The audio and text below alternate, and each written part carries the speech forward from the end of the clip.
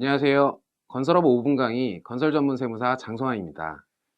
이번 시간에는 건설업 입찰 참가 자격 사전 심사 PQ라고 하죠. 이것에 대해서 알아보겠습니다.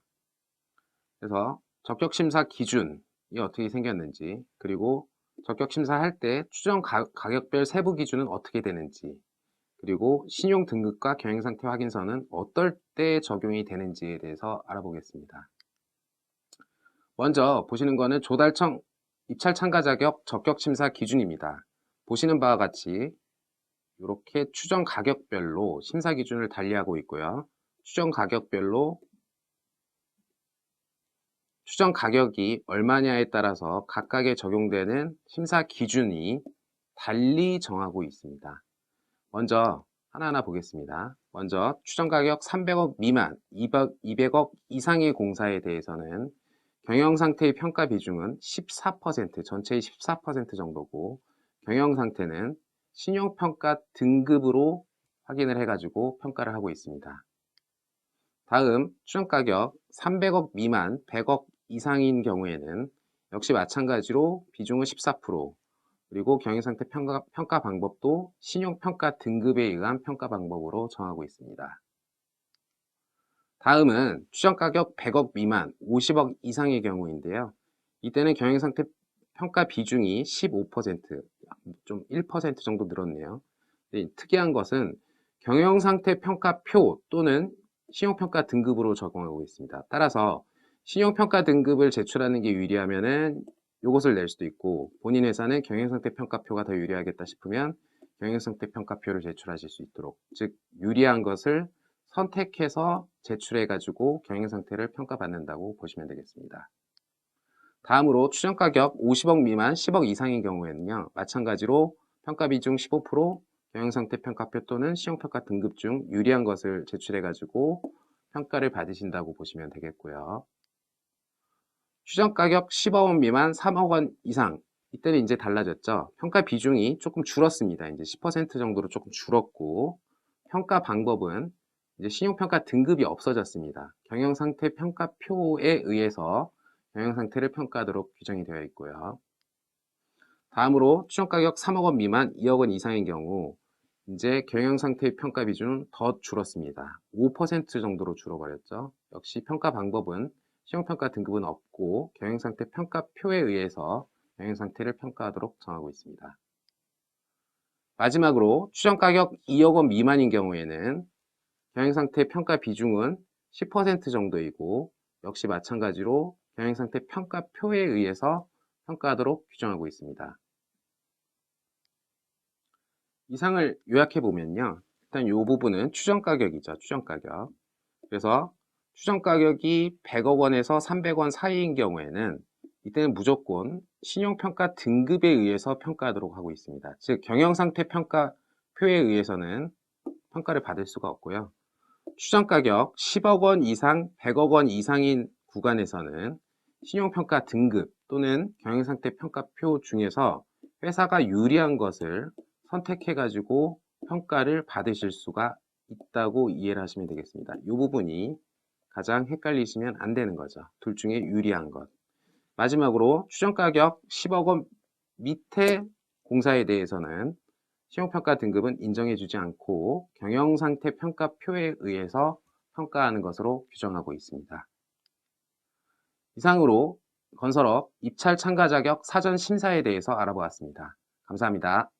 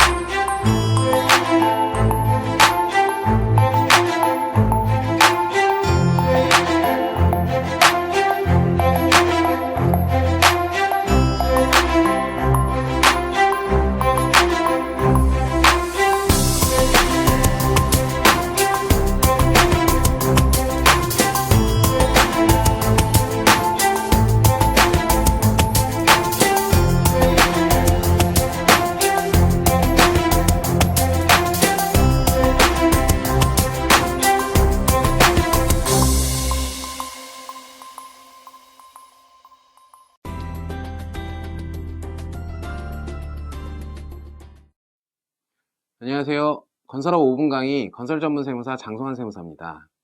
이번 시간에는 가업상속공제 특례제도를 활용한 건설업 가업 승계에 대해서 알아보겠습니다. 세법에서는 가업상속공제 특례를 정하고 있는데요. 혜택이 상당히 큽니다. 그리고 이랬을 때 가업상속공제의 한도는 어떻게 계산하는지. 근데 이제 그 특례가 굉장히 혜택이 큰 만큼 사후관리를 아주 엄격하게 규정하고 있습니다. 그래서 엄격하게 규정하고 있는 사후관리는 어떤 것이 있는지 알아보겠습니다. 먼저 가업상속 공제 요건 중 대상 기업 요건입니다. 아무 기업이나 해주지는 않습니다. 상속세 증여세법에 시행령이 열거된 업종을 주된 사업으로 영위하고 있는 업체만 가업상속 공제의 대상이 될 수 있고요. 건설업은 건설업이 주된 사업이라면 요 대상 업종에 해당이 된다고 보시면 됩니다. 그리고 중소기업일 것이고 중견기업일 것이고 피상속인, 즉 돌아가신 분이죠. 피상속인이 10년 이상 계속하여 경영한 기업의 경우에는 가업상속 공제를 적용받을 수 있습니다. 즉 주된 사업이 건설업이고 중소기업, 중견기업에 해당되고 돌아가신 대표가 10년 이상 계속하여 경영한 기업이라면 대상 기업에 해당이 되고요. 다음으로는 피상속인 요건입니다. 피상속인. 그래서 피상속인이 최대 주주로서 특수관계자 지분과 합쳐서 50% 이상일 것이고 상장의 경우에는 30%입니다. 그리고 10년 이상 이 지분을 계속 보유하셨어야 됐습니다. 그리고 가업 영위 기간 중 다음 어느 하나에 해당하는 기간 동안 대표이사로 재직할 것을 요구하고 있습니다.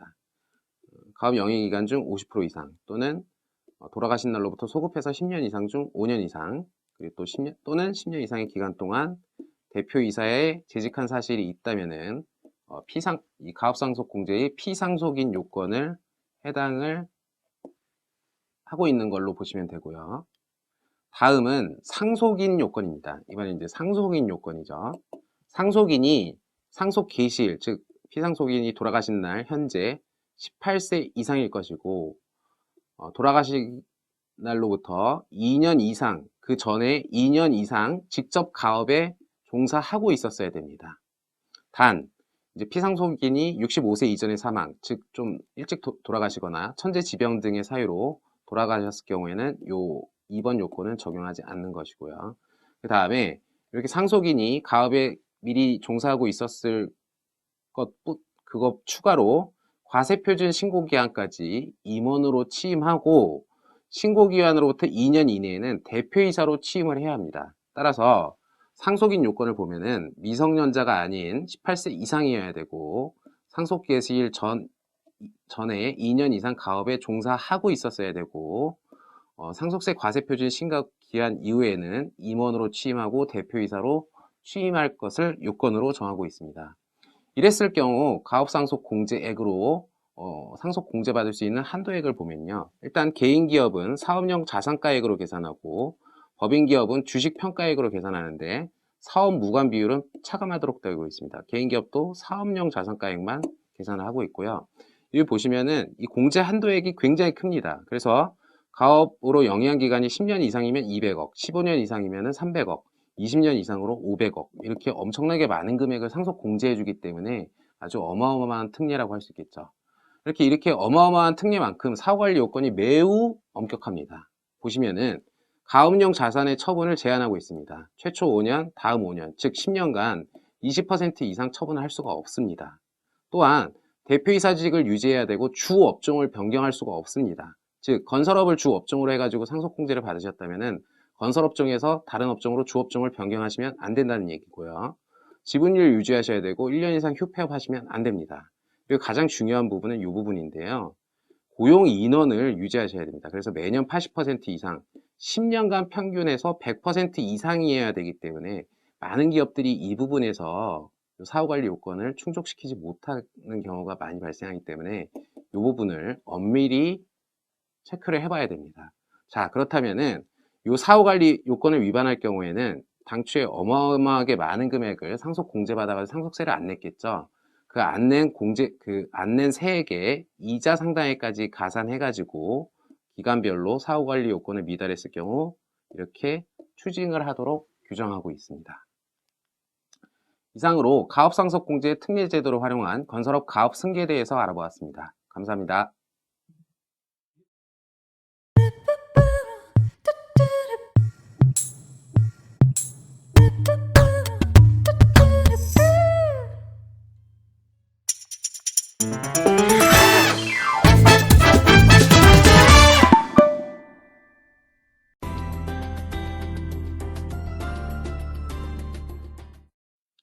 안녕하세요. 건설업 5분 강의 건설전문세무사 장소환입니다.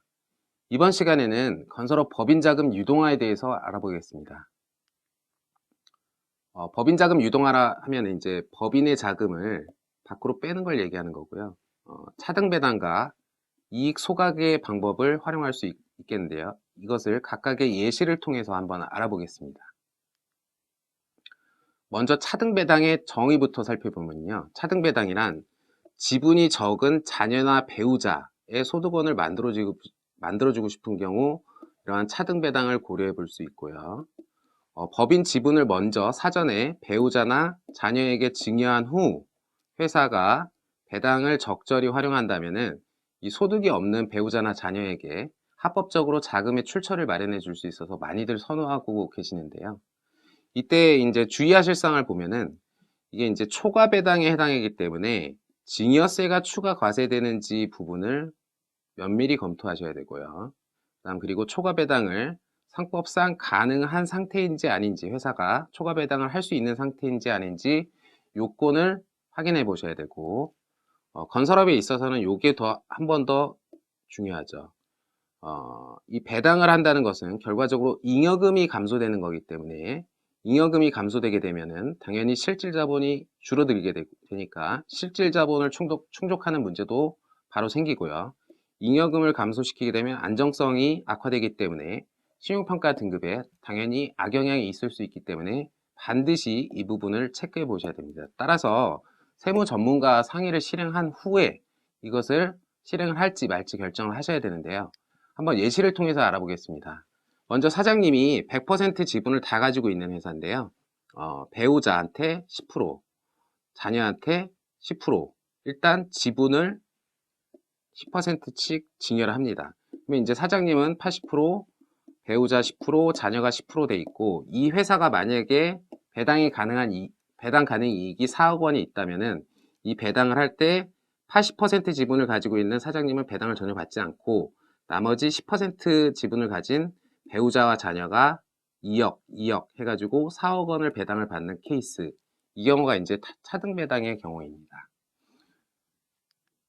다음은 이익 소각을 통해서 법인 자금을 유동하는 방안인데요. 먼저 이 이익 소각의 정의에 대해서 먼저 살펴보면요.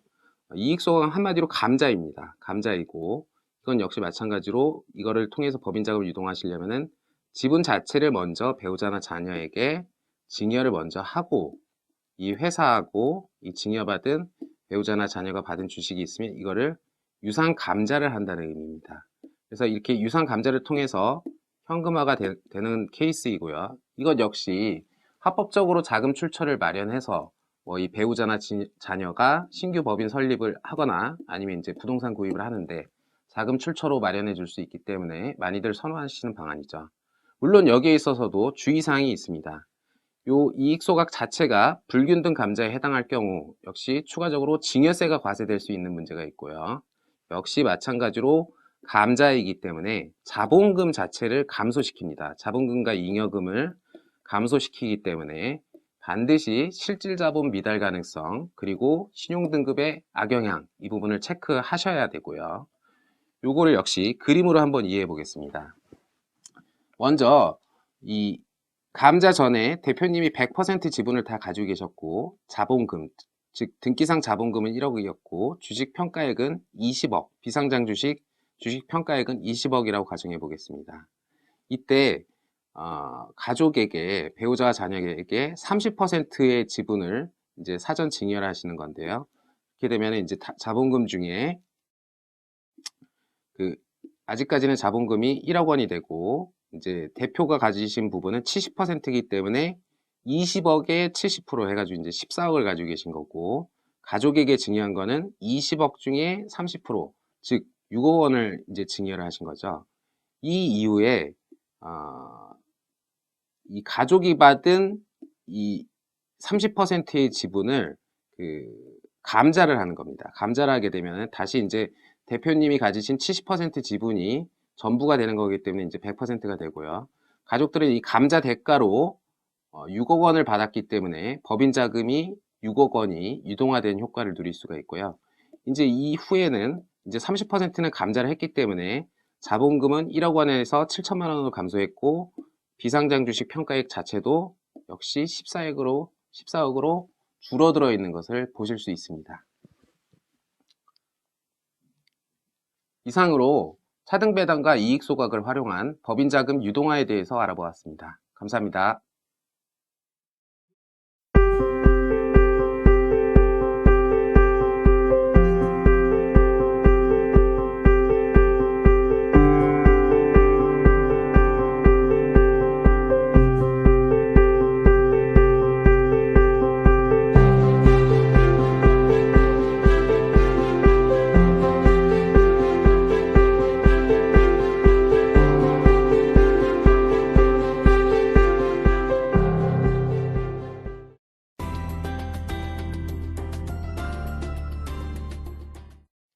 안녕하세요. 건설업 5분 강의 건설 전문 세무사 장성환 세무사입니다. 이번 시간에는 건설업 명의신탁 주식 환원 방안에 대해서 알아보겠습니다. 먼저 명의신탁 주식은 왜 발생하는지, 그리고 명의신탁 주식이 있으면 어떤 문제가 있는지, 그리고 명의신탁 주식이 발생하는 원인인 발기인과 과점주주는 어떤 규정인지, 그리고 명의신탁 주식이 있다면 그 환원 방안은 어떻게 되는지 알아보겠습니다. 먼저 발생 원인 및 문제점입니다.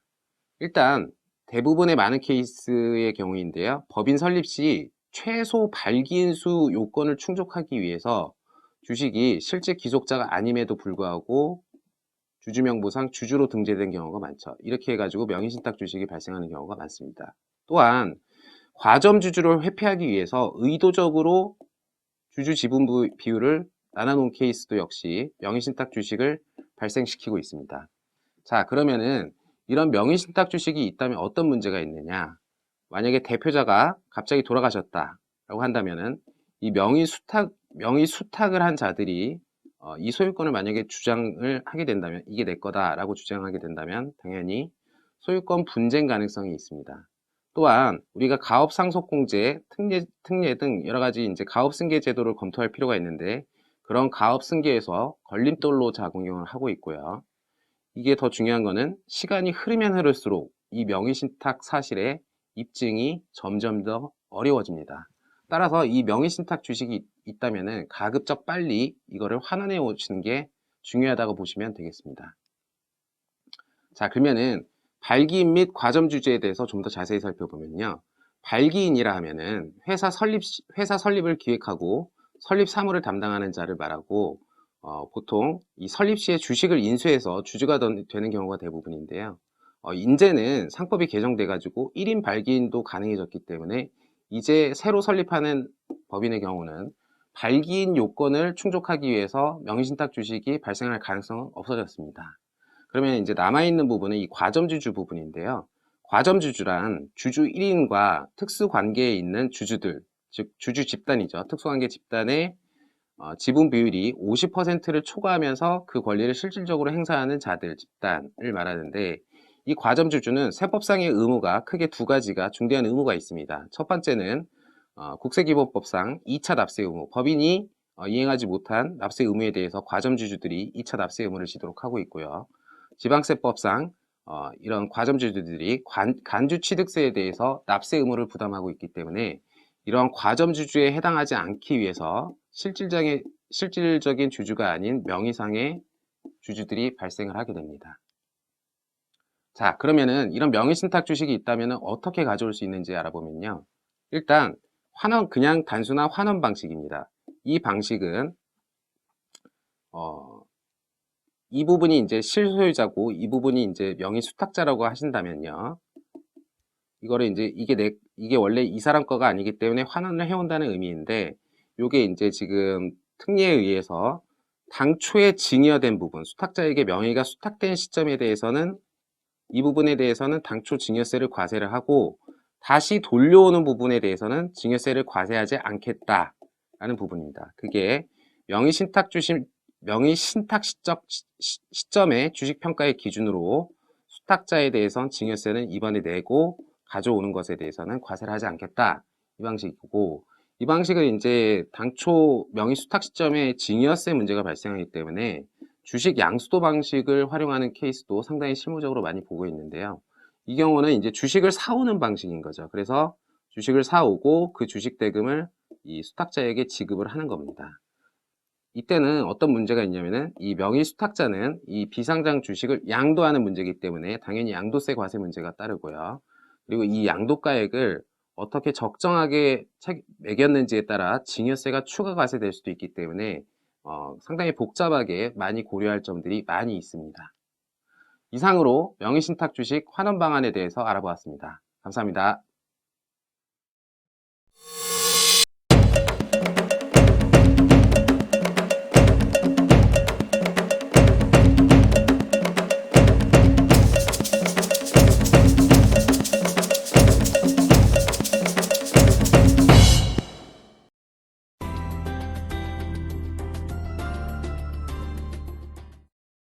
안녕하세요. 건설업 5분 강의 건설전문세무사 장성환입니다. 이번 시간에는 건설업 실적 신고와 경영상태 평균 비율의 의미에 대해서 알아보겠습니다. 실적 신고는 어떤 거고 어떤 절차에 의해서 하는 것인지, 그리고 실적 신고를 하지 않았을 경우 어떤 제재가 있는지, 시공능력 평가는 어떻게 평가를 하는 것인지, 이 시공능력 평가 결과 나온 경영상태 평균 비율은 어디에 쓰이는 건지 그 의미에 대해서 알아보겠습니다. 먼저 실적신고의 개요입니다. 실적신고는 매년 2월 협회에 실적신고를 하게 되는데요. 이때 2월에 하는 것은 공사 실적에 관한 신고를 먼저 하는 것입니다. 그리고 재무제표는 법인세 신고가 끝나야지 제출이 가능하기 때문에 재무제표는 따로 4월에 제출하도록 하고 있고요. 보유 업종이 철콘, 토공 이렇게 2개 이상인 경우에는 업종별로 구분해서 공사 실적을 신고하시면 되겠고요.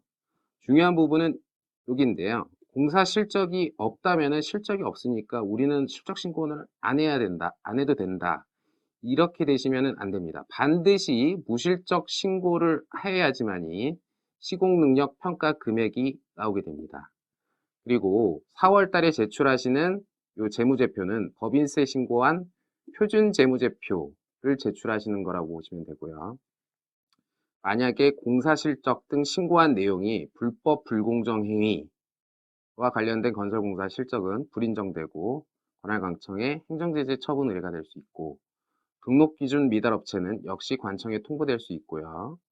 등록 업종 이외의 건설공사 실적은 당연히 불인정되고 관할관청에 통보돼서 행정제재 처분이 나올 수도 있습니다. 그러면은 실적 신고를 하지 않았을 경우 어떠한 제재가 있는지 보면요. 이게 실적 신고를 아예 하지 않았다면 시공능력 평가 금액이 아예 표기가 되지 않습니다. 증명서상 시공능력 평가 금액이 표기가 되지 않기 때문에 시공능력 등을 기준으로 한 하수급인이 될 수가 없습니다. 그리고 발주자가 만약에 현저히 부적당하다고 인정하는 경우 이 하수급인을 변경 요구를 할 수도 있고요. 제한경쟁 입찰에 있어가지고 만약에 시공력 평가 금액 얼마 이상 이렇게 입찰 참가 자격을 두었을 경우 시공력 평가 금액이 없기 때문에 당연히 이 입찰에 참가할 수가 없겠죠. 마찬가지로 조달청 심사 기준의 적격 심사 기준에도 당연히 탈락이 되겠고요. 종합건설업체의 협력업체의 등록을 해가지고 하도급 공사를 수주하려고 하더라도 역시 시공력 평가 금액이 없기 때문에 수주를 받을 수 없습니다. 여기서 보시면은 주로 입찰과 협력업체 등록에 관한 얘기, 즉 건설업 수주에 관한 얘기이기 때문에 실적 신고를 하지 않게 되면은 수주를 할 수 없게 됐기 때문에 아주 중대한 문제에 직면하게 됩니다. 시공력 평가란 무엇인지 그 개요를 간단하게 보면요. 일단 시공력 평가는 크게 세 가지입니다. 공사 실적에 대한 평가, 그리고 경영 상태에 대한 평가, 그리고 기술 능력에 대한 평가를 하고 마지막으로 신인도 부분을 가감해가지고 평가를 하게 되어 있고요. 요 재무제표와 관련된 경영 평가 부분은 실질 자본금의 경영편점의 80%를 곱해서 계산하도록 되어 있고요. 여기서 얘기하는 경영편점의 주요 5가지 비율은 다음과 같습니다. 차입금 의존도 평점, 이자 보상 비율, 자기자본 비율, 매출액 순이익률, 총자본 회전율, 이걸로 경영편점을 계산해가지고 경영평가액이 나오게 됩니다. 이렇게 해가지고 우리가 실적 신고를 다 하게 되면요, 매년 한 6월 말 정도 해가지고 전국의 건설업체의 경영상태 평균 비율이 공시가 됩니다. 이건 2017년도 예시분인데요. 여기 보시면은 2017년도에 공고가 된 거니까 2016년도 말 재무제표를 기준으로 종합건설업체의 경영상태 평균 비율이 부채는 132.53이 평균이고 유동비율은 134.68이 평균이다. 이렇게 됐고 전문건설업종은 각각의 업종별로 경영상태 평균 비율이 이렇게 공시가 됩니다. 이 평균 비율의 의미는 여기서 보시는 바와 같이 2017년 7월 1일 입찰 공고분부터는 이렇게 적용을 하겠다. 이 의미는 이 이후에 입찰이 공고되는 것부터는 만약에 어떤 회사의 부채 비율이 이 평균 비율보다 높다 또는 유동 비율이 이 평균 비율보다 낮다 라고 하면은 입찰에 참여하실 수 없거나 또한 입찰에 참여하더라도 낙찰받을 수 없게 되겠죠. 따라서 이 경영상태 평균 비율은 이 평균 비율을 딱 충족시키는 게 아니고 이 평균 비율보다 좋아야 합니다. 즉 부채 비율은 더 낮아야 할 거고 유동 비율은 더 높아야 하겠죠. 이상으로 건설업 실적 신고와 경영상태 평균 비율에 대해서 알아보았습니다. 감사합니다.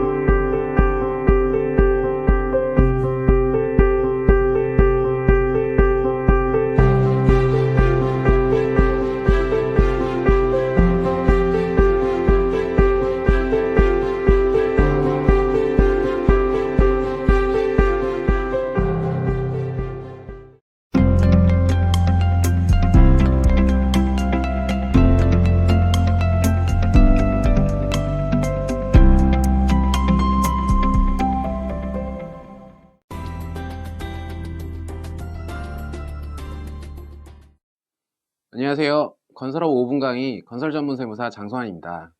이번 시간에는 건설업 CEO 플랜에 대해서 알아보겠습니다. 건설업 CEO 플랜은 뭐를 말하는 것인지 그 정의에 대해서, 그리고 CEO 플랜이 활용되는 사업상 리스크 관리, 목적 자금 마련, 절세 방안, 그리고 이런 CEO 플랜을 하실 때 주의사항 이 순서로 알려드리겠습니다. 먼저 CEO 플랜이란 무엇인지 그 정의에 대해서 알아보겠습니다. 회사에 대한 대표 또는 임원의 기여도를 인정하고 그에 상응하는 목적 자금을 지원하는 취지의 법인 보험 계약을 흔히들 실무에서 CEO 플랜이라고 부르고 있습니다. 즉, 법인 자체가 보험 계약자가 되고 대표 또는 임원이 피보험자가 되는 이 보험 계약을 CEO 플랜이라고 통칭하고 있습니다. 그러면 이 CEO 플랜은 어떤 목적으로 사용될 수 있는지 먼저 첫 번째 보면요. 사업상 리스크 관리 목적으로 활용할 수 있습니다. 중소규모의 회사는 CEO가 갑작스럽게 부재하게 될 경우 회사의 존립 기반 자체가 이제 휘청거릴 수가 있죠. 그래서 당장에 대출금 상환 압박이 들어올 수도 있고 운영자금이 부족할 수도 있고 이렇게 되다 보면은 회사는 회사대로 어렵고 상속인들은 상속세 납부할 돈도 없고 이런 어려움에 직면할 수 있습니다. 이런 경우를 대비해서 대표자 종신보험 또는 경영 정기보험을 활용해 가지고 요 CEO의 갑작스러운 부재의 경우를 대비하는 법인 계약을 활용한 보험 플랜을 활용할 수 있습니다. 그래서 CEO가 갑자기 요구될 경우 이 보험회사에서 지급받은 그 보험금으로 대출금을 상환하거나 회사의 운영자금으로 사용할 수도 있고 나머지 금액은 대표자의 퇴직금이기 때문에 퇴직금을 상속인들이 상속세를 납부하는 재원으로 활용을 할 수 있겠습니다. 다음은 목적 자금의 마련으로 활용을 할 수 있습니다. 대부분의 CEO님들이 급여를 좀 낮게 설정해 두신 분들이 대부분이고요.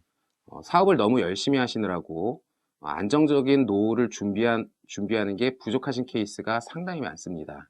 그래서 소득세나 사대보험 등으로 인해서 급여를 낮게 설정해 두시고 아무래도 이제 유동성이 조금 떨어지기 때문에 배당 같은 경우도 잘 안 챙기시기 때문에 회사 재산 외에는 대부분이 개인 재산이 부족하신 CEO님들이 많이 있습니다. 이런 경우에도 그 법인 보험 계약을 활용해 가지고 법인 보험 계약을 해가지고 대표님이 이제 은퇴하실 시점에 보험금을 수령해 가지고 퇴직금으로 수령하신다면은 은퇴 이후에 노후 준비를 하는데 목적 자금을 마련하는 용도로 이렇게 법인 계약을 활용할 수 있다는 거고요. 다음은 절세 방안으로 법인 보험 계약을 활용할 수 있습니다. 주로 상속을 대비한 보험 계약의 활용의 경우인데요. 보통 우리가 비상장 주식을 평가해 보면은 대부분의 경우 잉여금이 많이 쌓여 있기 때문에 상증법상 비상장 주식을 평가하게 되면은 상당히 생각보다 높은 금액으로 평가가 됩니다. 이때 이 회사 재산은 주식이 너무 높게 평가되어 있고 실질적으로 재산이 없음에도 불구하고 높은 상속세율로 인해서 상속인들은 상속세를 낼 재원조차 부족하게 되는 경우가 있는데요. 이런 경우를 대비해서 상속인등이 보험 계약자가 돼서 보험회사에 보험료를 납부하고 피보험자는 대표자로 설정을 해 두시면은 만약에 대표자가 사망한 경우에도 이 보험료를 납입한 보험계약자, 즉 상속인이 보험금을 수령하게 되고 이러한 보험금은 상속재산으로 산입하지 않기 때문에 요 보험금을 토대로 상속세 재원으로 활용할 수도 있고요.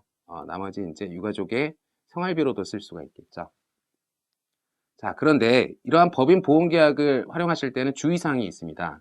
이런 CEO 플랜에 따라 붙는 부수적인 절세 혜택에 의해서 과세당국의 유권 해석을 보면은 어쩔 때는 부정하고 어떨 때는 인정하는 이 부정과 인정의 관점이 번복되고 있습니다. 따라서 반드시 이 CEO 플랜 등을 활용할 경우에는 반드시 세무 전문가와 상의하신 후에 그 법인 보험 계약을 드실지 마실지 결정하시는 자세가 필요하다고 보시면 되겠습니다. 이상으로 건설업 CEO 플랜에 대해서 알아보았습니다. 감사합니다.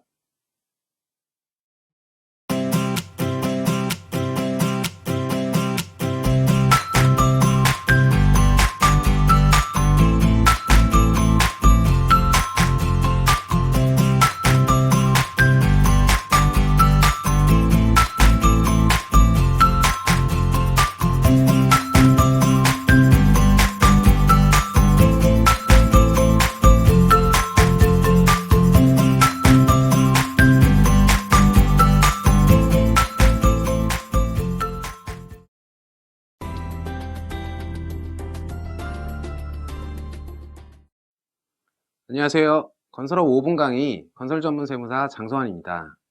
이번 시간에는 건설업 양수도에 대해서 알아보겠습니다. 사장님들 흔히 면허를 이제 사고 파는 거를 많이 들어보셨겠는데요. 그 부분이 이제 이 건설업 양수도에 해당이 되는 경우요. 양도 양수의 개요와 종류, 그리고 건산법에서 어떻게 규정하고 있는지, 그리고 방법에 따라서 한정승계와 포괄승계가 되는 케이스가 있는데 우리는 어떻게 가야 되는지에 대해서 알아보겠습니다. 먼저 양도 양수의 개요입니다. 양도 양수란 일정한 영업 목적에 의해서 조직화된 기업체의 전부 또는 일부를 다른 회사에 이전하는 채권 계약을 말하고요. 중요한 부분은 영업의 동일성이 유지되면서 양수인에게 이전되는 것을 양수도라고 하고 있습니다. 그러면은 양수도의 종류에 대해서 먼저 아셔야 되는데요. 양수도는 크게 부분 양도와 전부 양도로 나뉩니다. 이 그림에서 보시는 바와 같이 토공업종과 철권업종을 동시에 영위하고 있는 업체가 토공 부분만을 양도했다라고 하면 이거는 부분 양도에 해당하는 거고요. 만약에 토공과 철권 영위하는 업체가 토공과 철권 전부를 양도했다. 이렇게 되면은 전부 양도에 해당하는 거겠죠. 그러면은 건설산업기본법에서는 이 양수도에 대해서 어떻게 규정하고 있는지 알아보겠습니다. 건설업자는 다음 각 호에 해당하는 경우 국토부 장관에게 신고하도록 하고 있습니다. 즉 양수도가 있을 경우 신고를 하도록 하고 있는데요. 건설업자가 건설업을 양도하려는 경우, 그리고 건설업자인 법인이 다른 법인과 합병하려는 경우 국토부 장관에게 신고하도록 하고 있습니다. 또한 이렇게 건설업 양도가 신고가 된 때 건설업을 양수한 자는 건설업을 양도한 자의 건설업자로서의 지위를 승계를 하고요. 지위를 승계한다는 표현이 중요하죠. 법인이 합병이 신고된 경우에는 합병으로 설립되거나 존속하는 법인은 합병으로 소멸되는 법인의 건설업자의 지위를 역시 승계하게 된다. 이렇게 규정하고 있습니다. 그리고 시도지사는 건설업 양도가 양도인의 건설업에 관한 자산과 권리 의무 전부를 포괄적으로 양도하는 거예요. 여기서 중요한 거는 권리와 의무의 전부입니다. 전부를 포괄적으로 양도하는 경우 다음 각 호의 1에 해당되는 때는 건설업 영위기간을 합산할 수 있다. 전부를 양도하는 경우에는 영위기간을 합산하기 때문에 포괄적으로 지위가 승계된다는 의미입니다. 그러니까 실적 등이 따라온다는 의미죠. 보면요. 개인기업의 법인전환, 그리고 한 명 합자회사가 유한 또는 주식회사로 조직 변경하는 경우, 그리고 건설업자의 회사가 분할에 의해서 설립되거나 분할 합병되거나 이런 경우에는 자산과 권리 의무가 전부로 포괄적으로 양도되는 경우이기 때문에 건설업 영위기간을 합산해서 포괄적으로 지위를 승계하게 된다고 이해하시면 되겠습니다. 그래서 결국 양수도는 한정 승계되는 경우와 포괄 승계되는 경우가 있는데요. 사장님들이 보통 면허를 매매해서 소기에 달성하고자 하는 목적을 달성하시려면 이 포괄 승계에 해당이 되셔야 됩니다. 그래야지만이 건설업 영위기간이 합산되기 때문에 실적 등이 가지고 올 수 있다는 의미로 이해하시면 되고요. 이렇게 한정 승계하게 되면은 건설업 등록에 관한 지위, 즉 면허는 가져옵니다. 그리고 시공중인 공사가 있다면 그것에 관련된 권리와 의무, 그리고 완성된 공사가 있다면 하자 보수에 관한 권리와 의무, 이런 것들은 다 가져옵니다. 면허, 시공중인 공사 관련 하자 보수 의무 다 가져옵니다. 이건 한정 승계고, 포괄 승계가 되어야지만이 요 앞에 것처럼 요거는 다 승계를 해오고 건설업 영위기간을 가져오기 때문에 실적 등을 가지고 올 수 있는 것입니다. 그래서 면허 등을 예를 들어서 매매의 방법으로 양수도를 하실 경우에는 당연히 이 포괄 승계가 되는지 여부를 확인을 잘 하셔야 되겠습니다. 마찬가지로 포괄적으로 승계 오기 때문에 행정제재 처분 사실이 있다면 그것도 역시 딸려오게 되겠고요. 기타 건설업에 관한 권리와 의무 일체를 승계하는 것이라고 이해를 하시면 되겠습니다. 이상으로 건설업 양수도에 대해서 알아보았습니다. 감사합니다.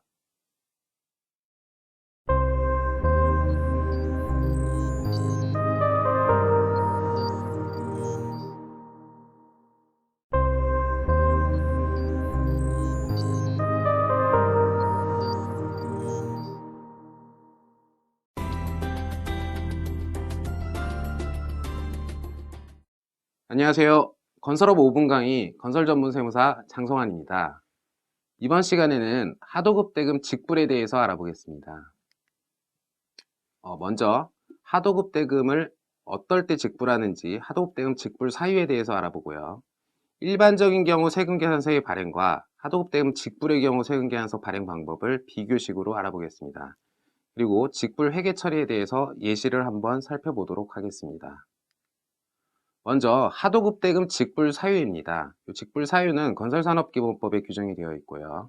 첫 번째, 발주자가 하도급 대금을 직접 하수급인에게 지급하기로 발주자와 수급인 간 또는 발주자, 수급인, 하수급인이 그 뜻과 지급 방법 그리고 절차를 명백하게 합의한 경우, 즉 이 말은 애시당초 공사를 시작할 때부터 발주자가 수급인을 건너뛰고 하수급인에게 하도급 대금을 직접 지급하기로 약정하고 공사를 시작한 케이스를 말합니다. 다음 두 번째는 하수급인이 시공한 부분에 대해서 하도급 대금 지급을 명하는 법원의 확정 판결을 받은 경우는 당연히 법원의 판결이 있기 때문에 발주자가 직접 지급을 해야 할 것이고요. 세 번째는 이 부분이 이제 실무에서 많이 있는 경우인데요. 하수급인이 하도급 대금을 2회 이상 지체, 수급인이 하도급 대금을 2회 이상 지체하여 지급한 경우로서 하수급인이 발주자에게 직접 가서 하도급 대금의 직접 지급을 요청하는 경우에는 하도급 대금을 직접 지불하도록 규정하고 있습니다. 마지막으로 수급인의 지급 정지, 파산, 그 밖에 이탁, 유사한 사유로 건설업 등록 등이 취소돼서 직접 지급할 수 없게 된 경우는 하수급인이 발주자에게 직접 지급을 요청할 수 있고 발주자는 이 요청에 응해야만 합니다. 세금계산서 발행 방법을 한번 살펴보겠습니다. 먼저 하도급 대금 직불이 아닌 일반적인 하도급의 경우를 보면요. 먼저 이 건설공사는 발주자가 수급인이 발주자에게 100억 원으로 수주한 공사의 경우를 예시로 보겠습니다. 그리고 이 수급인은 다시 이 공사 중 일부를 전문건설업체의 일부 공정을 20억에 하도급을 준 케이스인데요. 먼저 수급인은 당연히 공사대금을 발주자에게 100억 원을 청구하고 세금계산서를 발행할 거고 발주자는 도급대금을 수급인에게 지급을 할 거고요. 이 전문건설업체가 시공한 부분에 대한 20억 부분은 하수급인이 수급인에게 20억 원을 청구를 할 것이고 역시 수급인이 하수급인에게 지급을 하고 세금계산서는 이런 식으로 발행이 되겠죠. 이게 일반적인 하도급의 경우 지불 방식입니다. 이와 비교해서 만약에 이런 것들이 하도급 대금이 직불, 즉 발주자에게서 하수급인에게 직접 지불되면은 이게 달라진다고 생각을 하시지만 똑같다고 보시면 됩니다. 어떻게 되시냐면은 이 직접 지불을 하수급인이 직접 지불을 받았다 하더라도 이 하수급인은 세금계산서 20억 원에 해당하는 부분은 수급인에게 세금계산서를 발행하면 됩니다. 그리고 이 수급인은 역시 마찬가지로 100억 원에 대해서 발주자에게 세금계산서를 발행하면 된다. 여기서 주의하실 점은 하수급인이 발주자로부터 직불받은 금액에 대해서 발주자에게 직접 세금계산서를 발행하시면 안 된다는 점, 즉 일반적인 경우와 동일하게 처리하시면 된다는 점 기억하시면 되겠습니다. 이번에는 수급인을 중심으로 해가지고 이렇게 직불이 이루어졌을 경우 어떻게 회계 처리를 하는지 보면요. 먼저 하수급인이 하도급 대금을 수급인에게 청구할 때는 차변에 외주비 20억, 부가세 대급금 2억 해가지고 공사 미지급금 22억 원을 인식을 합니다. 그리고 이 수급인이 100억 원을 청구하는 것에 대해서는 공사 수익 100억 원, 부가세 예수금 10억 원 해가지고 공사 미수금 총 110억 원을 차변에 인식하게 되겠죠. 이럴 경우 발주자가 만약에 하수급인에게 20억 원을 직접 지불하게 되면은 이 수급인이 하수급인에게 주어야 할 22억 원은 없어졌기 때문에 이 공사 미지급금을 차변으로 해가지고 정리를 하고 대변에 역시 마찬가지로 발주자한테 받을 수 있는 공사 미수금을 대변으로 가져와 가지고 이 둘을 상계하는 방식으로 수급인의 회계 처리가 된다고 이해하시면 되겠습니다. 이상으로 하도급 대금 직불에 대해서 알아보았습니다. 감사합니다.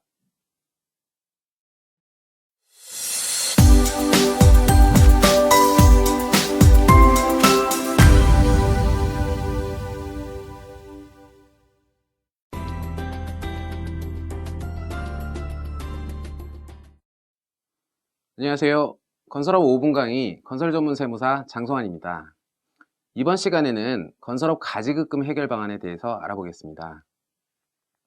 먼저 무엇을 가지고 가지급금이라고 하는지, 가지급금의 정의, 그리고 가지급금은 왜 발생하는지, 그리고 이런 가지급금이 있으면 어떤 불이익을 받는지, 이런 불이익이 많이 있는 가지급금은 어떻게 해결하는지에 대해서 알아보겠습니다. 먼저 가지급금의 정의입니다. 가지급금이란 명칭 여하에 불구하고, 즉 명칭이나 회계처리 개정 과목을 불문하고요. 당해 법인의 업무와 관련이 없는 자금의 대여액으로 그 실질적인 내용에 따라서 가지급금으로 규정하고 있습니다. 그리고 우리 건설업의 특성상 건설업이 다른 업종에 비해서는 출처를 밝힐 수 없는 지출이 많은 업종이죠. 이러한 경우 대표이사나 주주, 임원의 개인적인 비용을 법인 자금으로 사업상 불가피하게 지출하다 보면은 적격 증빙을 못 갖춘 경우가 많이 발생하게 되고요. 이럴 경우에는 이제 법인의 업무와 관련이 없는 자금의 대여액으로 가서 전부 다 이러한 비용들이 건설회사의 경우 가지급금으로 분류가 되게 됩니다. 자, 그러면은 가지급금은 어떤 불이익을 받는지 알아보면요. 먼저 세법상 인정이자 입금 산입. 이건 실제로 받은 이자가 아닌데 인위적으로 이자를 계산해서 입금에 산입하게 되니까 법인세가 증가하게 되고요. 그리고 업무 무관 자산 등 지급이자 송금 불산입 규정에 의해서 지급이자의 일정 부분이 송금 불산입되기 때문에 역시 법인세가 증가하는 효과가 있습니다. 그리고 이러한 가지급금에 대해서는 대손을 부인하기 때문에 대손금으로 인정을 받을 수 없고 대손 충당금으로 설정할 수 없기 때문에 역시 손비 처리가 안 되기 때문에 법인세를 증가시키는 요소로 작용이 되겠죠. 그런데 건설회사의 경우에는 이 가지급금이 불이익이 특별히 또 중요한 경우가 또 있습니다.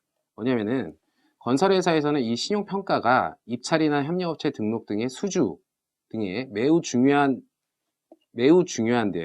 이 가지급금이 많을 경우 신용평가에 있어서 매우 부정적인 요소로 평가되기 때문에 가지급금이 많게 되면은 신용평가 등급이 하락할 가능성이 매우 커집니다.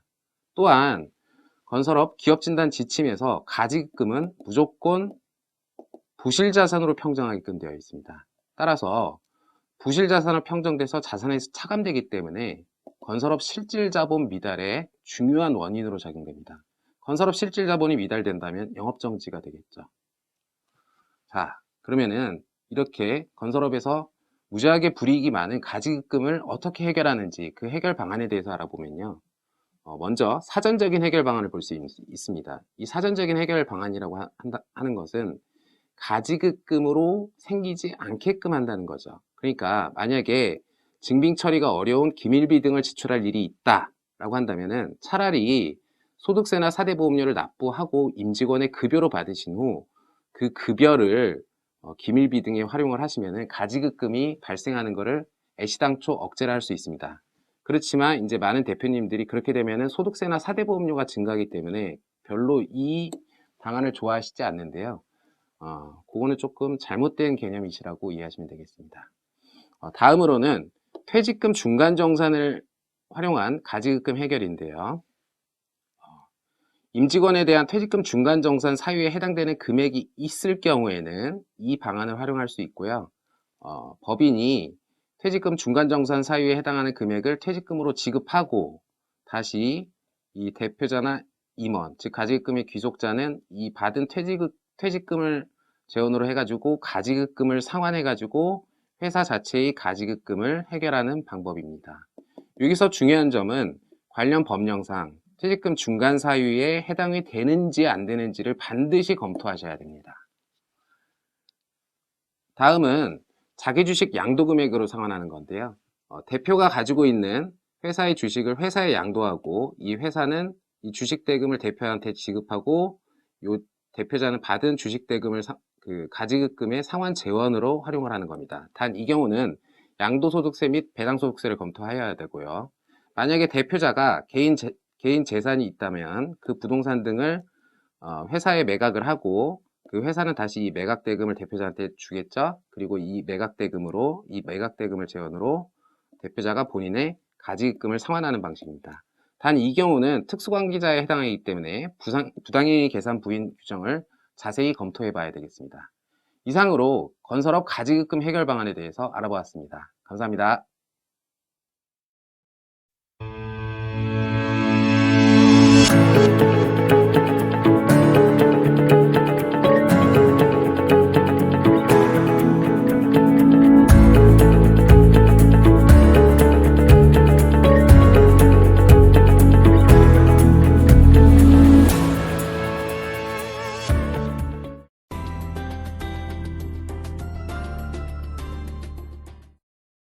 안녕하세요. 건설업 5분 강의 건설전문세무사 장성환입니다. 이번 시간에는 건설업 실적 신고와 경영상태 평균 비율의 의미에 대해서 알아보겠습니다. 실적 신고는 어떤 거고 어떤 절차에 의해서 하는 것인지, 그리고 실적 신고를 하지 않았을 경우 어떤 제재가 있는지, 시공능력 평가는 어떻게 평가를 하는 것인지, 그리고 이 시공능력 평가 결과 나온 경영상태 평균 비율은 어디에 쓰이는 건지 그 의미에 대해서 알아보겠습니다. 먼저 실적 신고의 개요입니다. 실적 신고는 매년 2월 협회에 실적 신고를 하게 되는데요. 이때 2월에 하는 것은 공사 실적에 관한 신고를 먼저 하는 것입니다. 그리고 재무제표는 법인세 신고가 끝나야지 제출이 가능하기 때문에 재무제표는 따로 4월에 제출하도록 하고 있고요. 보유 업종이 철콘, 토공 이렇게 2개 이상인 경우에는 업종별로 구분해서 공사 실적을 신고하시면 되겠고요. 중요한 부분은 여기인데요. 공사 실적이 없다면은 실적이 없으니까 우리는 실적 신고를 안 해야 된다, 안 해도 된다. 이렇게 되시면은 안 됩니다. 반드시 무실적 신고를 해야지만이 시공능력 평가 금액이 나오게 됩니다. 그리고 4월 달에 제출하시는 요 재무제표는 법인세 신고한 표준 재무제표를 제출하시는 거라고 보시면 되고요. 만약에 공사 실적 등 신고한 내용이 불법 불공정 행위와 관련된 건설공사 실적은 불인정되고 관할관청에 행정제재 처분 의뢰가 될 수 있고, 등록기준 미달 업체는 역시 관청에 통보될 수 있고요. 등록 업종 이외의 건설공사 실적은 당연히 불인정되고 관할관청에 통보돼서 행정제재 처분이 나올 수도 있습니다. 그러면은 실적 신고를 하지 않았을 경우 어떠한 제재가 있는지 보면요. 이게 실적 신고를 아예 하지 않았다면 시공능력 평가 금액이 아예 표기가 되지 않습니다. 증명서상 시공능력 평가 금액이 표기가 되지 않기 때문에 시공능력 등을 기준으로 한 하수급인이 될 수가 없습니다. 그리고 발주자가 만약에 현저히 부적당하다고 인정하는 경우 이 하수급인을 변경 요구를 할 수도 있고요. 제한경쟁 입찰에 있어가지고 만약에 시공력 평가 금액 얼마 이상 이렇게 입찰 참가 자격을 두었을 경우 시공력 평가 금액이 없기 때문에 당연히 이 입찰에 참가할 수가 없겠죠. 마찬가지로 조달청 심사 기준의 적격 심사 기준에도 당연히 탈락이 되겠고요. 종합건설업체의 협력업체의 등록을 해가지고 하도급 공사를 수주하려고 하더라도 역시 시공력 평가 금액이 없기 때문에 수주를 받을 수 없습니다. 여기서 보시면은 주로 입찰과 협력업체 등록에 관한 얘기, 즉 건설업 수주에 관한 얘기이기 때문에 실적 신고를 하지 않게 되면은 수주를 할 수 없게 됐기 때문에 아주 중대한 문제에 직면하게 됩니다. 시공력 평가란 무엇인지 그 개요를 간단하게 보면요. 일단 시공력 평가는 크게 세 가지입니다. 공사 실적에 대한 평가, 그리고 경영 상태에 대한 평가, 그리고 기술 능력에 대한 평가를 하고 마지막으로 신인도 부분을 가감해가지고 평가를 하게 되어 있고요. 요 재무제표와 관련된 경영 평가 부분은 실질 자본금의 경영 평점의 80%를 곱해서 계산하도록 되어 있고요. 여기서 얘기하는 경영 평점의 주요 5가지 비율은 다음과 같습니다. 차입금 의존도 평점, 이자 보상 비율, 자기자본 비율, 매출액 순이익률, 총자본 회전율, 이걸로 경영 평점을 계산해 가지고 경영 평가액이 나오게 됩니다. 이렇게 해 가지고 우리가 실적 신고를 다 하게 되면요. 매년 한 6월 말 정도 해 가지고 전국의 건설업체의 경영 상태 평균 비율이 공시가 됩니다. 이건 2017년도 예시분인데요. 여기 보시면은 2017년도에 공고가 된 거니까 2016년도 말 재무제표를 기준으로 종합건설업체의 경영상태 평균 비율이 부채는 132.53이 평균이고 유동 비율은 134.68이 평균이다. 이렇게 됐고 전문건설업종은 각각의 업종별로 경영상태 평균 비율이 이렇게 공시가 됩니다. 이 평균 비율의 의미는 여기서 보시는 바와 같이 2017년 7월 1일 입찰 공고분부터는 이렇게 적용을 하겠다. 이 의미는 이 이후에 입찰이 공고되는 것부터는 만약에 어떤 회사의 부채 비율이 이 평균 비율보다 높다 또는 유동 비율이 이 평균 비율보다 낮다 라고 하면은 입찰에 참여하실 수 없거나 또한 입찰에 참여하더라도 낙찰받을 수 없게 되겠죠. 따라서 이 경영상태 평균 비율은 이 평균 비율을 딱 충족시키는 게 아니고 이 평균 비율보다 좋아야 합니다. 즉 부채 비율은 더 낮아야 할 거고 유동 비율은 더 높아야 하겠죠.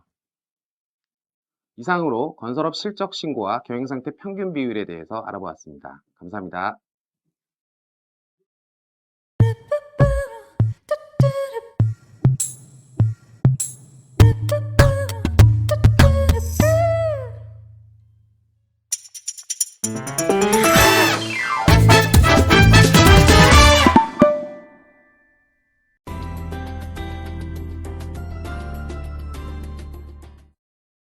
안녕하세요.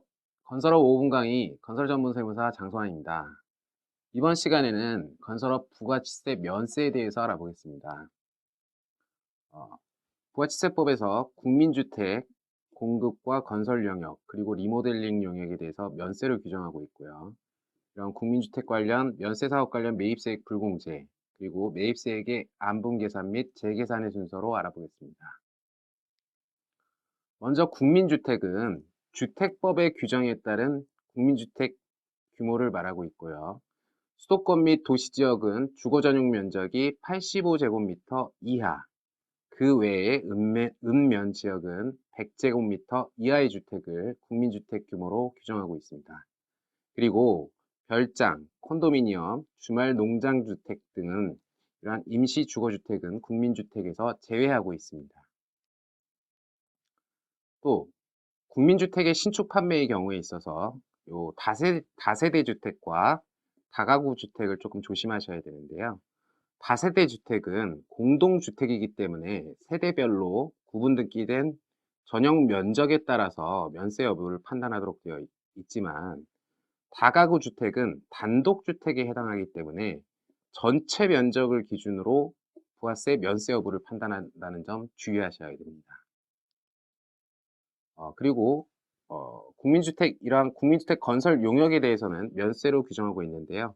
다음의 요건을 충족했을 경우 국민주택 건설 용역에 대해서 면세를 하고 있습니다. 일단 당연히 국민주택 규모 이하의 건설일 것이고요. 건산법 등에 의해서 건설업 등록을 한 자가 건설을 했을 때 면세를 적용합니다. 따라서 무등록 건설업자의 경우에는 이 면세 규정이 적용되지 않는다고 보시면 되겠습니다. 그리고 요 건설업 면허가 있다고 하더라도 등록된 건설업 범위 내에서 건설 용역을 제공해야 한다는 것이죠. 즉 실내 건축업자가 철근 콘크리트 공사까지 한다고 해서 면세를 적용해 주는 것은 아닙니다. 다음은 국민주택 리모델링 용역에 대해서도 면세를 적용하고 있는데요. 이때는 주택법, 도시환경 및 주거환경정비법, 그리고 건축법에 의한 리모델링 요건을 충족해야 되고요. 당연히 건산법 등에서 법에 따라서 건설업 등록을 한 자가 공사를 하는 국민주택 리모델링 용역에 대해서는 면세를 적용하고 있습니다. 그리고 설계 용역의 경우에도 건축사법에 의해서 등록한 건축사가 공급하는 것만 이 설계 용역을 면세를 적용하고 있습니다. 또 이 국민주택 규모에 대해서는 면세를 적용하기 때문에 부가세법에서 면세 관련 매입세액은 매입세액 불공제로 규정하고 있는데요. 이렇게 보시면은 요 국민주택 규모 이하의 경우에는 면세가 적용돼 가지고 요 면세 관련 매입세액은 불공제가 되고 불공제된 매입세액은 건설 원가를 하게 됩니다. 반면에 국민주택 초과하는 과세의 경우에는 당연히 부가세 과세이기 때문에 해당 매입세액은 그냥 공제받겠죠. 그리고 이러한 과세 사업과 면세 사업을 공통을 하는 경우 공통 매입세액을 어떤 식으로 안분 계산해서 면세 관련 매입세액을 계산해서 불공제 세액을 계산하는지 알아보겠습니다. 부가세법에서 납부세액 계산 시 면세 사업 관련 매입세액은 불공제하도록 규정하고 있습니다. 그래서 실직 귀속을 구분할 수 있다면은 그 실직 귀속에 따라서 계산하는 게 원칙이겠지만 대부분 현실적인 경우 인위적 실직 귀속을 구분하기가 어렵기 때문에 인위적으로 구분 기준을 정해서 공제 가능 매입세액과 불공제액을 계산하도록 하고 있고 이를 안분 계산이라고 부르고 있습니다. 이때 어떠한 인위적 구분 기준에 의해서 계산을 하는지 보면요. 요겁니다. 당해 과세 기간의 총 공급가액분의 당해 과세 기간의 면세 공급가액에 해당하는 비율을 계산해서 공통 매입세액 중 면세 관련 매입세액을 계산해서 매입세액 불공제하도록 하고 있습니다. 따라서 공통 매입세액이 예를 들어서 10억 원이었고 당해 과세 기간에 총 공급가액은 100억 원, 그리고 연세 공급가액이 30억이었다라고 하면은 이 비율 자체가 30%가 되기 때문에 연세 관련 매입세액은 10억 원 중에 30% 3억 원으로 계산이 된다는 의미고요. 이 3억 원은 매입세액 불공제한다는 의미입니다. 이상으로 건설업 부가세 면세에 대해서 알아보았습니다. 감사합니다.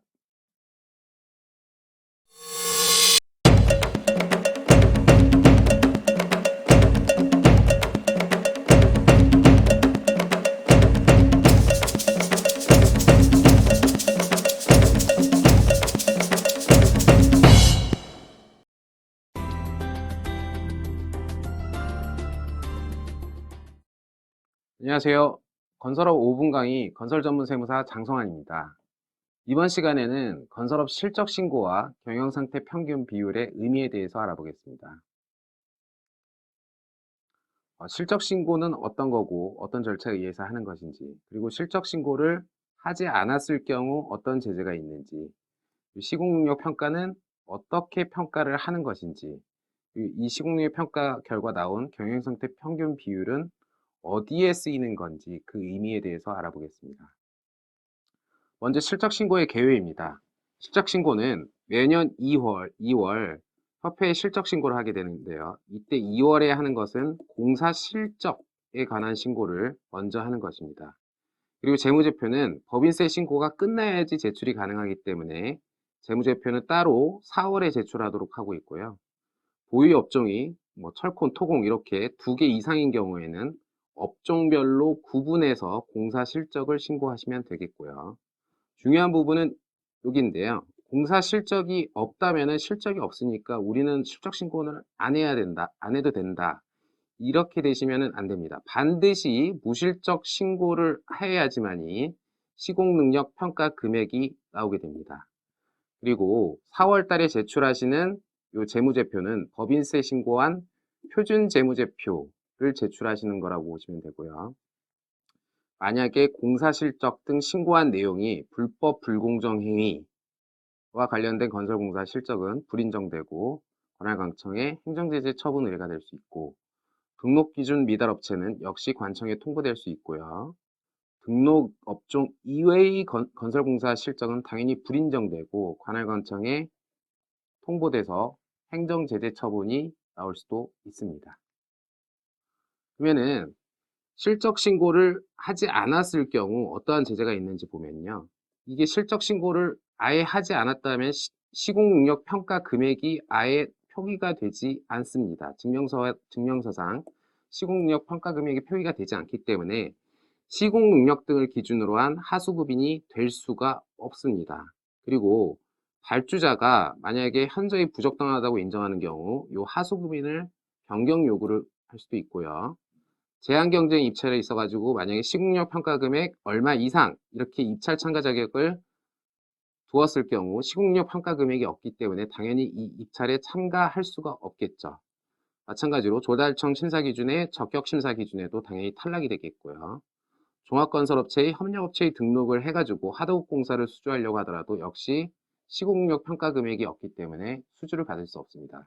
여기서 보시면은 주로 입찰과 협력업체 등록에 관한 얘기, 즉 건설업 수주에 관한 얘기이기 때문에 실적 신고를 하지 않게 되면은 수주를 할 수 없게 됐기 때문에 아주 중대한 문제에 직면하게 됩니다. 시공력 평가란 무엇인지 그 개요를 간단하게 보면요. 일단 시공력 평가는 크게 세 가지입니다.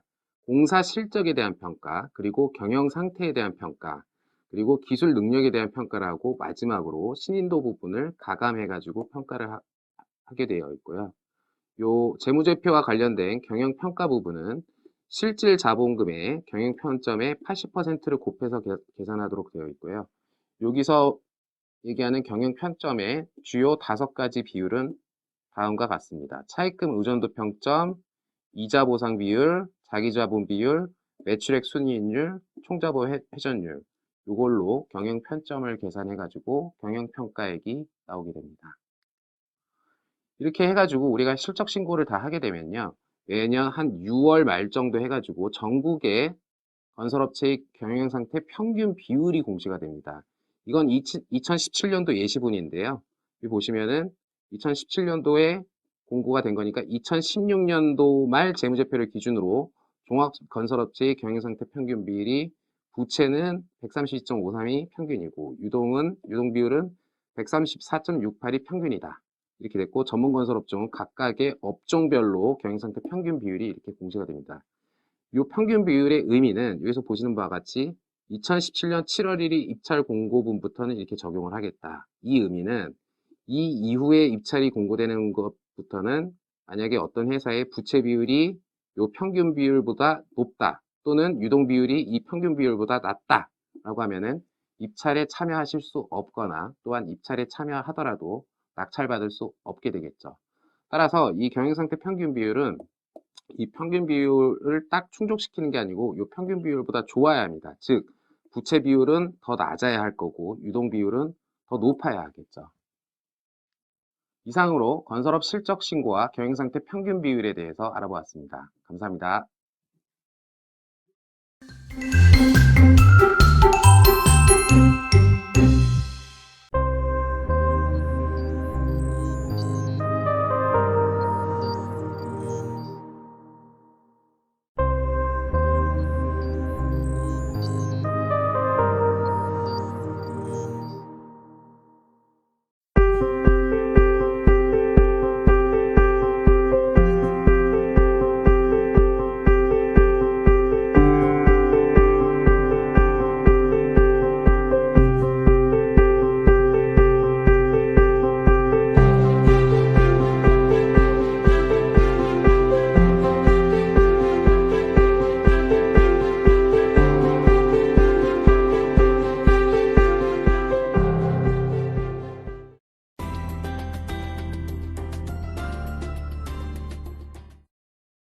안녕하세요. 건설업 5분 강의 건설전문세무사 장성환입니다. 이번 시간에는 건설업 신용평가에 대해서 알아보겠는데요. 건설업 신용평가 등급은 무엇이고 그것이 왜 중요한지에 대해서 알아보겠습니다. 그래서 신용평가 등급의 의의, 그리고 신용평가 등급이 어디에 적용이 되길래 평가 등급이 중요하다고 하는지에 대해서 알아보겠습니다. 먼저 신용평가 등급의 정의에 대해서 한번 알아보실 필요가 있는데요. 신용평가란 재무상태, 그리고 경영능력 등에 대해서 신용도를 평가하여 채무 불이행 가능성에 따라서 일정한 기호로 신용상태를 등급화한 것입니다. 여기서 신용평가의 정의는 결과적으로 이 회사가 부도가 날 가능성이 있는지 없는지에 대한 평가라고 이해를 하시는 게 중요하다는 겁니다. 흔히들 잘못 이해하시는 게 우리는 매출액이 급격히 늘고 있으니까 평가 등급이 좋아질 거야. 그렇지 않다는 것이죠. 매출액이 는다는 것은 성장성이 높다는 것이지 이 회사가 부도가 날 수 있냐 없냐라는 부도 가능성과는 거리가 먼 것이라고 보시면 되겠죠. 그래서 이 신용평가 등급의 정확한 정의에 대해서는 확실히 알고 넘어가셔야 되겠습니다. 그러면은 이러한 신용평가 등급이 어디에 적용되길래 신용평가 등급이 중요하다고들 얘기하는지 알아보면요. 먼저 신용평가 등급은 입찰 참가 자격의 심사 기준으로 적용됩니다.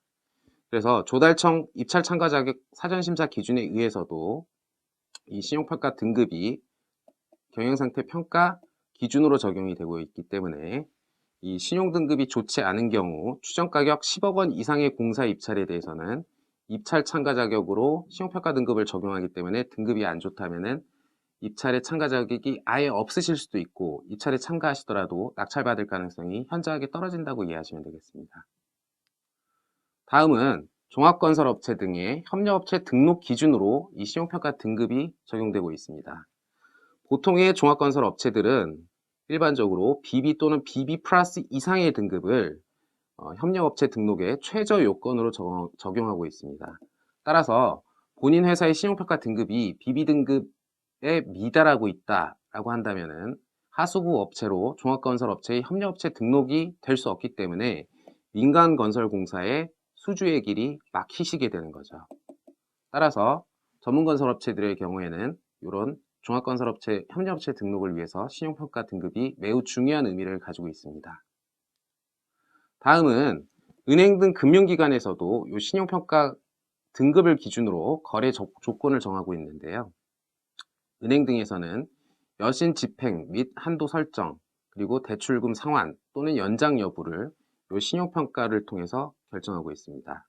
따라서 신용등급이 낮을 경우에는 당연히 신규 대출을 불가하다고 통보받으실 가능성이 커지고요. 기존 대출이 있다면 상환 압력에 시달리실 거고, 이자율도 계속 상승되실 수 있고, 대출금 연장이 불가해지는 곤란한 상황에 처하실 수 있겠습니다. 다음은 공제조합이나 서울보증보험 등 보증서를 끊는 금융기관의 거래 조건으로 역시 마찬가지로 신용평가 등급이 적용되고 있고요. 먼저 공제조합 같은 경우 보면은 신용평가 등급을 통해서 보증융자 등 업무거래 조건의 결정 기준으로 사용하고 있다라고 홈페이지 등을 통해서 쉽게 확인을 할 수 있습니다. 즉, 신용평가 등급이 하락할 경우에는 보증 한도가 축소되기 때문에 공제조합에 사놔야 하는 출자증권을 더 사야 한다. 또는 보증수수료도 더 높게 내셔야 한다. 이러한 불이익을 받으실 수 있고요. 서울보증보험도 거의 비슷합니다. 얘네들도 역시 마찬가지로 보증 한도 및 수수료율의 결정 기준으로 신용평가 등급을 활용하고 있고, 만약에 신용평가 등급이 낮을 경우에는 보증서 발급을 거부할 수도 있고요. 고액의 담보를 요구할 수도 있고 많은 연대보증인을 요구할 수도 있습니다. 이 때문에 신용평가 등급이 좋지 않으면 보증서 끊기도 만만치 않죠. 이 보증서가 있어야 각종 공사대금을 받으실 수 있기 때문에 바로 현실적인 문제에 직면하시게 됩니다. 이상으로 건설업 신용평가의 의의와 중요성에 대해서 알아보았습니다. 감사합니다.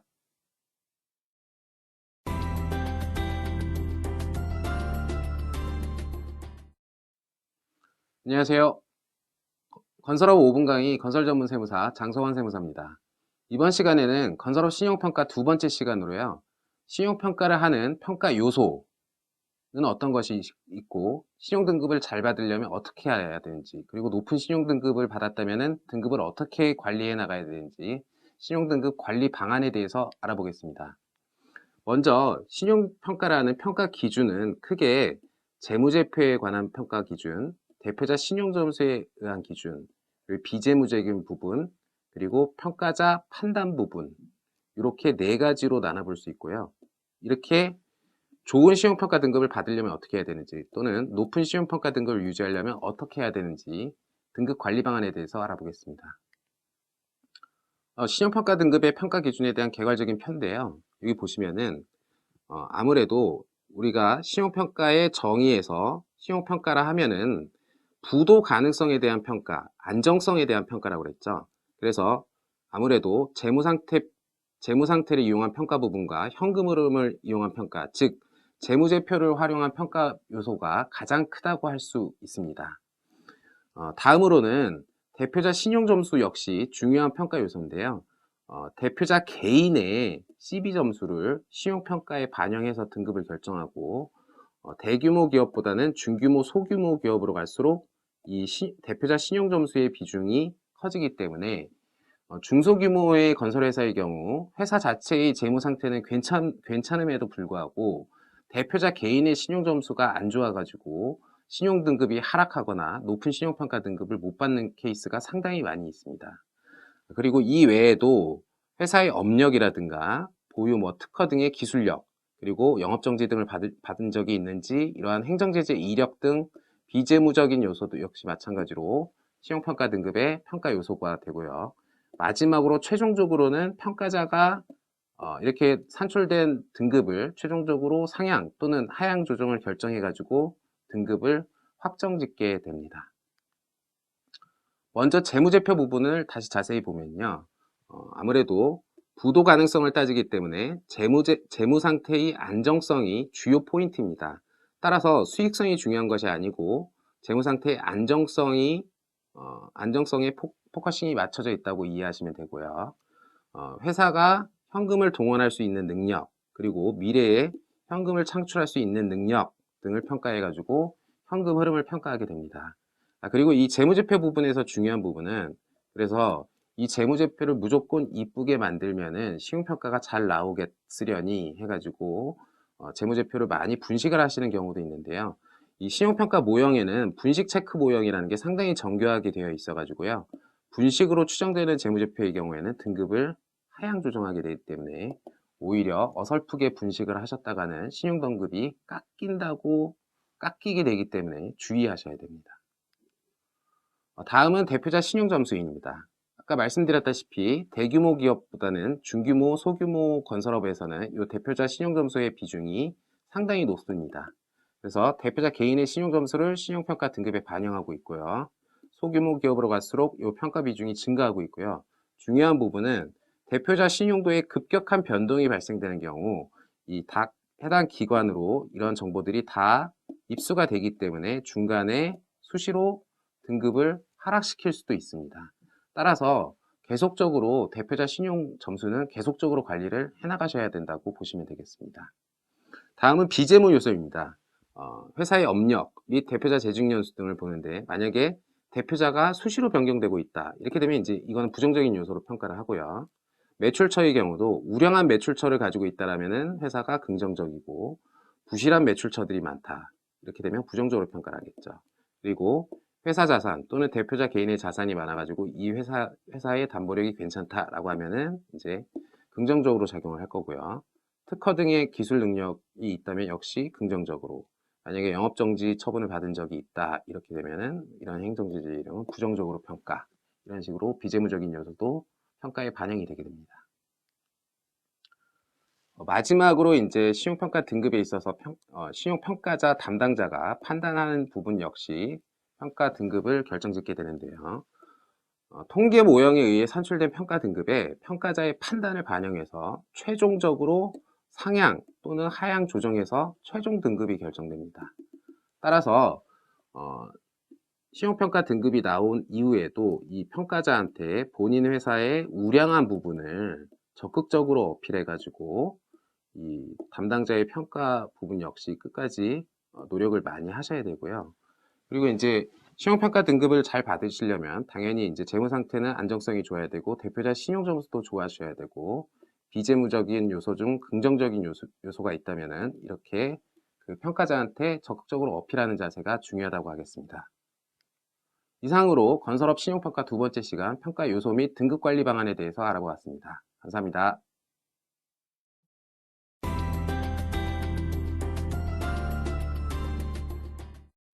안녕하세요. 건설업 5분 강의 건설 전문 세무사 장성환입니다. 이번 시간에는 건설업 입찰 참가 자격 사전 심사 PQ라고 하죠. 이것에 대해서 알아보겠습니다. 그래서 적격 심사 기준이 어떻게 생겼는지, 그리고 적격 심사할 때 추정 가격별 세부 기준은 어떻게 되는지, 그리고 신용 등급과 경영 상태 확인서는 어떨 때 적용이 되는지에 대해서 알아보겠습니다. 먼저 보시는 거는 조달청 입찰 참가 자격 적격 심사 기준입니다. 보시는 바와 같이 이렇게 추정 가격별로 심사 기준을 달리하고 있고요. 추정 가격이 얼마냐에 따라서 각각에 적용되는 심사 기준이 달리 정하고 있습니다. 먼저 하나하나 보겠습니다. 먼저 추정 가격 300억 미만, 200억 이상의 공사에 대해서는 경영상태의 평가 비중은 14%, 전체의 14% 정도고, 경영상태는 신용평가 등급으로 확인을 해가지고 평가를 하고 있습니다. 다음 추정가격 300억 미만, 100억 이상인 경우에는 역시 마찬가지로 비중은 14%, 그리고 경영상태 평가 방법도 신용평가 등급에 의한 평가 방법으로 정하고 있습니다. 다음은 추정가격 100억 미만, 50억 이상의 경우인데요. 이때는 경영상태 평가 비중이 15%, 좀 1% 정도 늘었네요. 특이한 것은 경영상태 평가표 또는 신용평가 등급으로 적용하고 있습니다. 따라서 신용평가 등급을 제출하는 게 유리하면은 이것을 낼 수도 있고, 본인 회사는 경영상태 평가표가 더 유리하겠다 싶으면 경영상태 평가표를 제출하실 수 있도록, 즉 유리한 것을 선택해서 제출해가지고 경영상태를 평가받는다고 보시면 되겠습니다.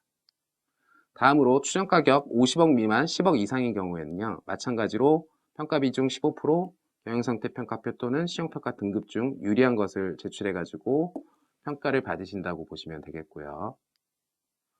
추정가격 10억 원 미만 3억 원 이상, 이때는 이제 달라졌죠. 평가 비중이 조금 줄었습니다. 이제 10% 정도로 조금 줄었고, 평가 방법은 이제 신용평가 등급이 없어졌습니다. 경영상태 평가표에 의해서 경영상태를 평가하도록 규정이 되어 있고요. 다음으로 추정가격 3억 원 미만 2억 원 이상인 경우 이제 경영상태 평가 비중은 더 줄었습니다. 5% 정도로 줄어버렸죠. 역시 평가 방법은 신용평가 등급은 없고 경영상태 평가표에 의해서 경영상태를 평가하도록 정하고 있습니다. 마지막으로 추정가격 2억 원 미만인 경우에는 경영상태 평가 비중은 10% 정도이고 역시 마찬가지로 경영상태 평가표에 의해서 평가하도록 규정하고 있습니다. 이상을 요약해 보면요. 일단 이 부분은 추정가격이죠. 추정가격.